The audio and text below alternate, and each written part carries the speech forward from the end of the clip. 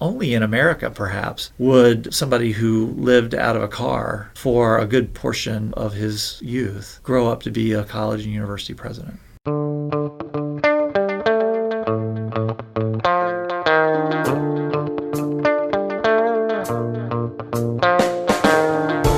That's Beck Taylor, president of Whitworth University in Spokane, Washington. Beck spoke to me about the college's mission to educate the heart as well as the mind. More of that in a little bit. And also this week, some of America's leading evangelical women engage the country on Scripture and why we must welcome the stranger. For I was hungry and you gave me food. I was thirsty and you gave me drink. I was a stranger. I was a stranger. I was a stranger. Fui extranjero. I was a stranger. I was a stranger and you welcomed me. From the National Immigration Forum, I'm Ali Noorani with Only in America.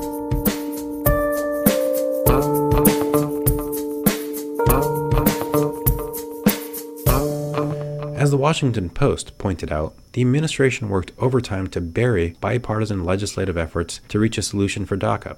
A bipartisan effort led by Senators Rounds and King fell short with 54 votes. But the president's enforcement-heavy legislation, sponsored by Senator Grassley among others, eked out only 39 votes. So I consulted my fancy iPhone X, and it told me that bipartisanship won the day by 15 votes. Writing in Vox, Dara Lind put it this way: Donald Trump deserves the blame for the Senate's failure to pass an immigration bill. Look, I don't mean to be partisan. I think the 3 Democrats who voted against the Rounds-King effort made the wrong decision. But the president created this problem, and so far he has failed to solve this problem. And not one to learn from mistakes, the president is now doubling down. The Senate roll call had barely ended before the administration released a statement. It read, "The next step will be for the House to continue advancing the proposal from Chairman Goodlatte and Chairman McCall." Now, word on the street was that House leadership began to whip Goodlatte and McCall's Securing America's Future Act last week. It's unclear how the count went, but I figure Goodlatte and McCall will try and peel off Republicans by sweetening the legislation. Goodlatte will likely focus on the dozens of House Republicans who sent a December 2017 letter to Speaker Ryan urging a solution by the end of the year. Now, Goodlatte will need a good number of them if he has any chance of getting to 218. Interestingly, several sources have told us that the more members hear about Goodlatte's bill, the more questions they have. Additional bills are sure to be introduced in the House and the Senate after they return from the recess next week. Let's see if any of them pick up steam or if we're looking to the must-pass March 22nd omnibus funding bill that hopefully will include a DACA solution. Another thing for next week. It's likely that the Supreme Court will decide how to handle the president's appeal of a judge's decision to block the end of DACA.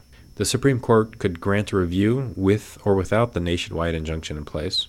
They could also refuse to consider the administration's appeal and just allow the lower court process to play itself out. Either way, it's highly unlikely the Supreme Court would render a decision on this case until at least June. It's important to note, the question at hand is the process through which the administration can end DACA, not whether or not they can end the program.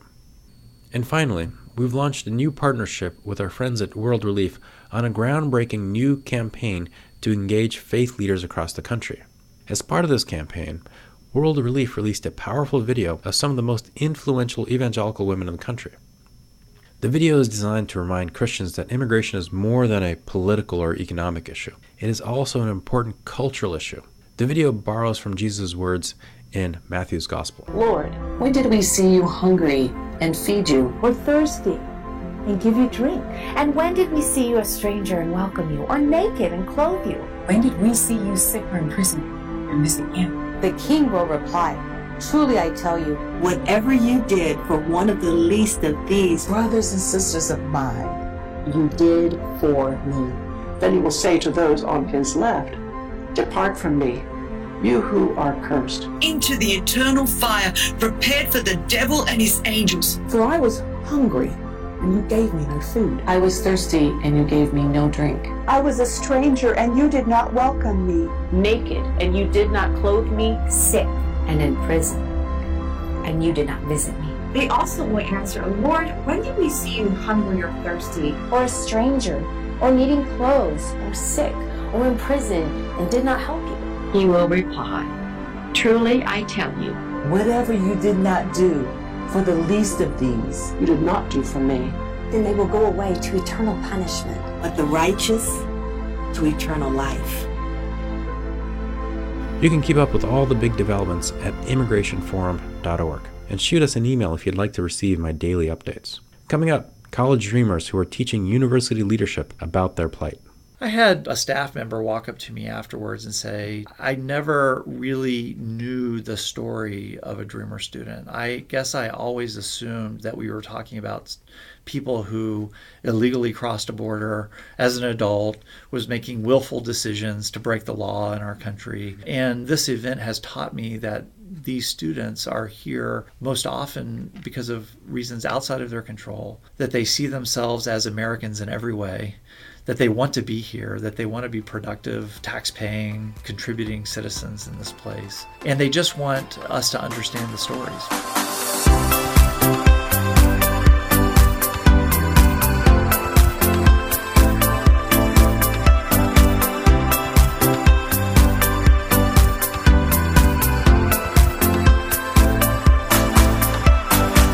Support for the National Immigration Forum comes from the James Irvine Foundation, expanding opportunity for the people of California, and from the Carnegie Corporation of New York, established in 1911 by Andrew Carnegie to promote the advancement and diffusion of knowledge and understanding. This is Only in America. I'm Arlene Urani. Since Beck Taylor was appointed the 18th president of Whitworth University in Spokane, Washington, nearly 8 years ago, it's become one of the nation's leading Christian colleges. With its deep roots in the Presbyterian faith, Whitworth promises to educate the heart as well as the mind. A lot of Beck Taylor's approaches to immigration were formed during his earlier days in Birmingham, Alabama, and Waco, Texas. He told me the dreamers who study at Whitworth University, a number of whom I met, are playing a critical role in informing the school about DACA. My vision for a Christian university is one where faithful, thoughtful people can convene to talk about issues that are complex and difficult. But those conversations all have a common theme and thread, and that is how can we live more faithfully into the biblical narrative of shalom, of wholeness, of peace, of bringing communities together, of identifying those that are on the outside, thinking well about how to work for justice and equity. So I want to come back to this theme of reconciliation in a minute or two. But before we get there, describe Whitworth. Yeah. Whitworth is a growing and dynamic university. We're a comprehensive university of about 3,000 students. That comprehensiveness comes from a wide array of both undergraduate and graduate programs. But I like to say that Whitworth is a university that's built on a strong liberal arts college. We have maintained and protected that liberal arts identity throughout our history, even as we've grown in the professions and pre-professional programs. As I said, we have about 3,000 students, 2,300 of whom are traditional residential undergraduates. They study in a variety of different disciplines. We have a School of Education, a School of Business, a College of Arts and Sciences. But we also have a growing adult continuing education program as well, catering to working adults who started their college career at some point. Life happened, I like to say, and then they're finding their way back to finish their baccalaureate degrees. And then, as I said, a growing set of graduate programs, right now primarily in the areas of education, theology, and business, but increasingly now engaged in the health sciences as well. Whitworth, since its founding in 1890, has been affiliated with the Presbyterian Church and is among a set of institutions that continues to identify itself with a Christian culture and ethos. We take that mission very seriously. Our mission here at Whitworth is to educate both the mind and heart, as we say, equipping graduates to honor God, follow Christ, and serve humanity. And we accomplish that vision and that mission by combining a rigorous and open intellectual experience for our students with an intentional integration of Christian faith and learning in the classroom. So then, over the last few years, under your leadership, Whitworth has really, I think, stepped into a leadership role among not only the Christian college community, but I think all academic community in general, in terms of really urging Congress to move forward on a solution for dreamers. What brought you to this place? How has that experience been? When I came to the presidency in 2010, I was largely uninformed around the plight of dreamers, around larger immigration issues. But as I began to come into contact with and hear the stories of our international students, our immigrant students, and our dreamers, as is often the case when we hear these stories, we're changed in fundamental ways. And then, of course, as the American political scene has changed dramatically in the last several years, these have become pressing policy issues. So moving from relationship to advocacy, I have felt tremendous responsibility to work for the health, welfare, and safety of my students, regardless of their background or experience. These are students, bright, capable leaders whom we've invited to our campus. And once we made the decision to invite these students to our campus, then I think it's our responsibility, it's our moral responsibility to work toward just outcomes for these students. Beyond simply intellectual and political issues, I have really enjoyed getting to know our dreamer population. These are just tremendously valuable members of our community. They step up in amazing ways, even beyond the immigration issue, to campus leadership, in athletics, in academics, in student life. And getting to know these students and getting to know their potential, as well as their stories, has made it easier for me to be a strong advocate for them. Yeah, I had lunch with them, a handful of them today, and at the end of the conversation, I asked everybody kind of what gives them hope, and I said, okay, you answered, I'll answer it. And the way I answered the question was, it wasn't just about their individual leadership in terms of telling their story, but it was in their individual leadership to change the institutions and the impact that they have had on Whitworth, but also the other institutions that they relate to. I feel like that's often overlooked in terms of advocacy by individuals from the impacted community. That's really encouraging for me to hear. Part of the ethos and ethic that we try to communicate to all of our students, but particularly to students with diverse backgrounds and experiences, is that part of the responsibility of being a citizen of this place, that is Whitworth University, is to take its future and its welfare and its success as something to think of personally, and that we have much to learn from students who bring diverse sets of experiences and backgrounds. And if the institution isn't changed as a result of having these wonderful people a part of our community for 4 years or more, then we're doing something incorrectly, I think. We have a tradition here at Whitworth of really asking our students to own the mission of the institution, to shape it appropriately through their leadership, and to leave the institution changed as a result, and hopefully for the better. We have a strong tradition at Whitworth of including students in things like search committees for faculty members, and the student government here has a lot of representation. We have students who attend board meetings. There's not very many moves I make on campus without consulting with students. And so I think it's that kind of general tradition and ethos that causes them to feel so much ownership. But I'm encouraged to hear that they feel like they're able to take that ownership seriously. Yeah. So I wanted to go back to the phrase you had used earlier, racial reconciliation. And it's something that I've also been thinking about. And it's not just defined by this political moment. And it would be easy to say, we're deeply polarized as a country.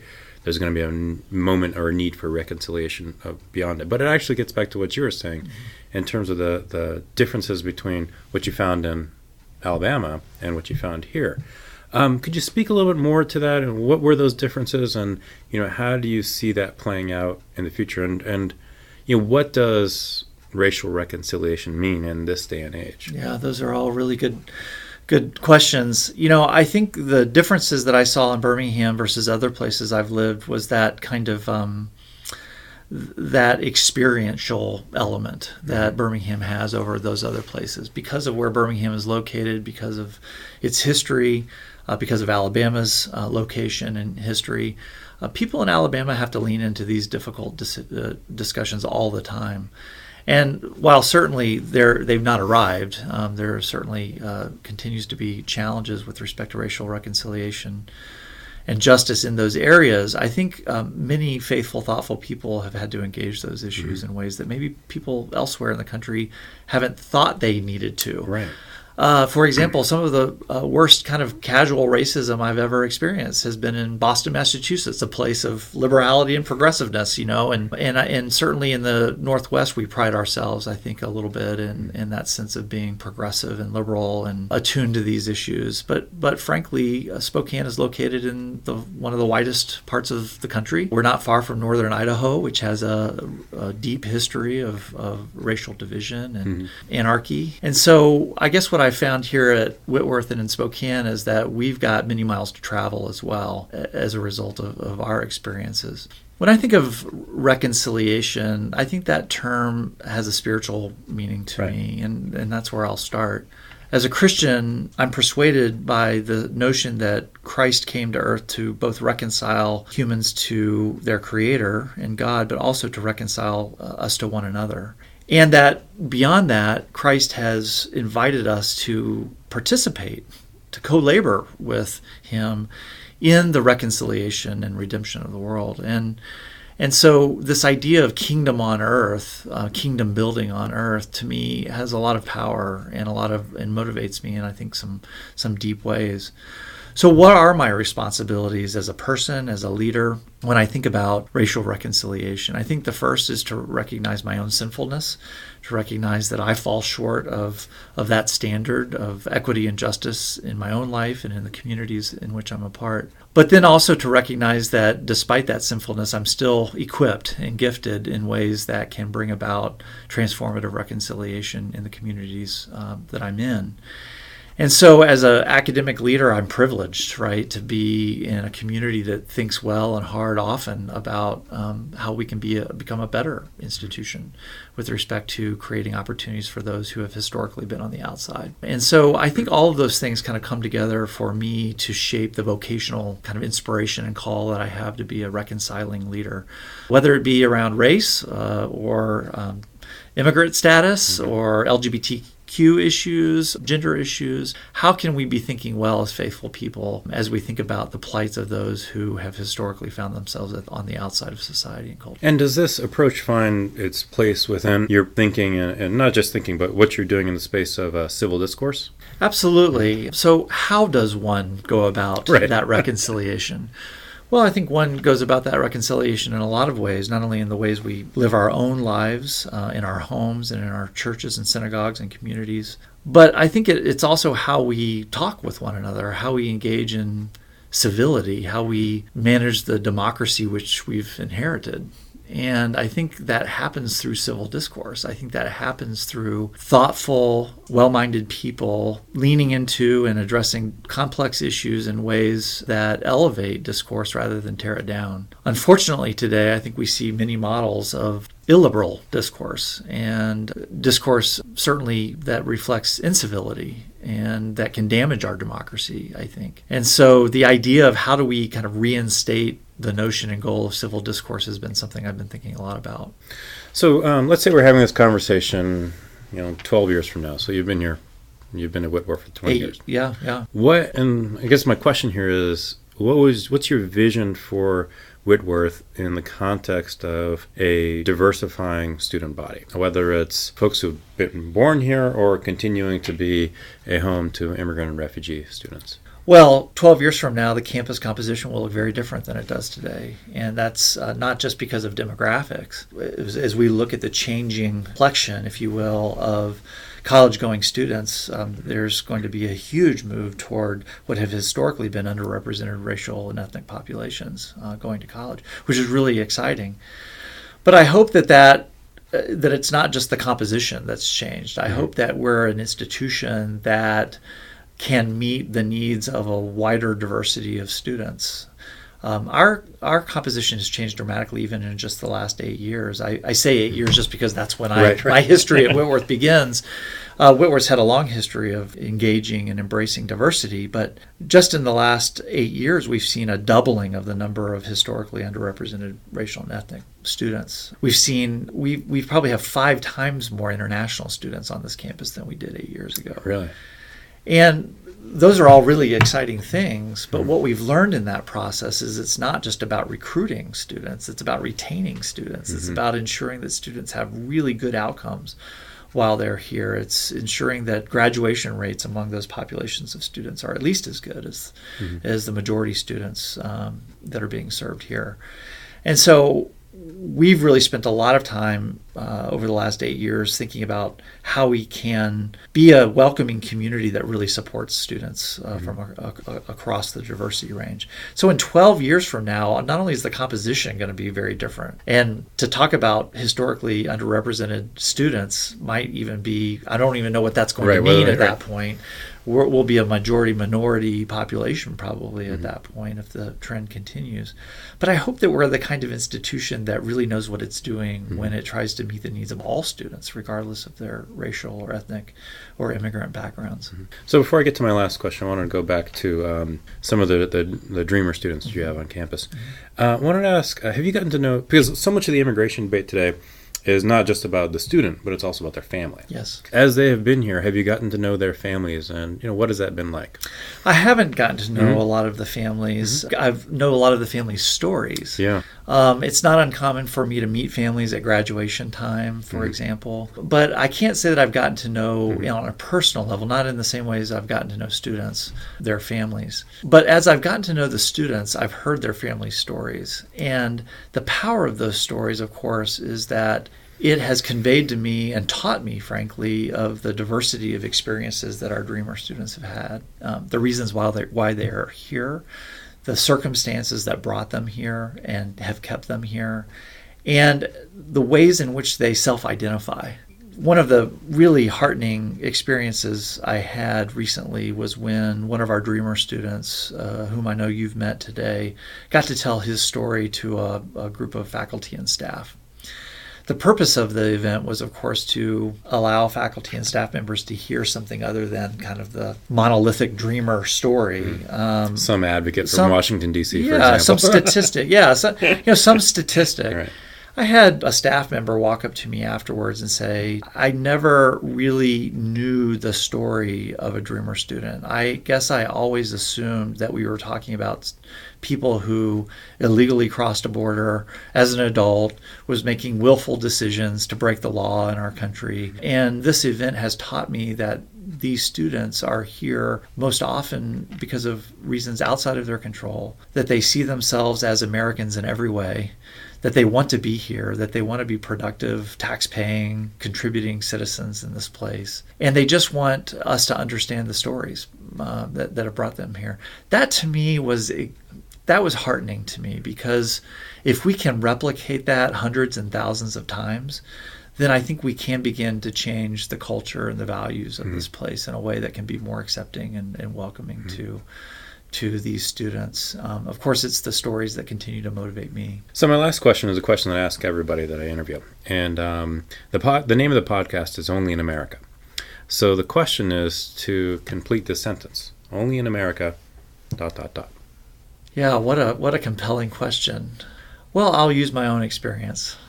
Only in America can the child of a single mother living on welfare, at times homeless, become a college president. And of course, there's a lot of story between those two. Yeah. But it was the American dream that inspired and compelled my mother to get her education, even after becoming divorced with a young boy in tow. It was America that supported us in many ways through social support networks and services. It was this country that allowed me to succeed in school despite that difficult upbringing and surround me with people and inspirational champions and mentors. And now I find myself leading a college and university with the opportunity to change the lives of others. And so only in America, perhaps, would somebody who lived out of a car for a good portion of his youth grow up to be a college and university president. Thank you very much for sharing. I really, really appreciate it. Thank you. Thank you.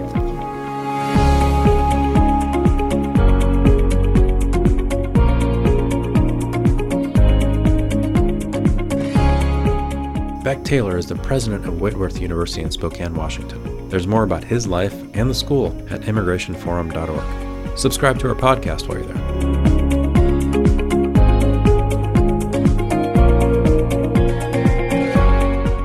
Only in America is produced by Megan Wetmore and Emily Chow. The executive producer is Kathleen Farrell. I'm Ali Nurani from the National Immigration Forum. See you next week.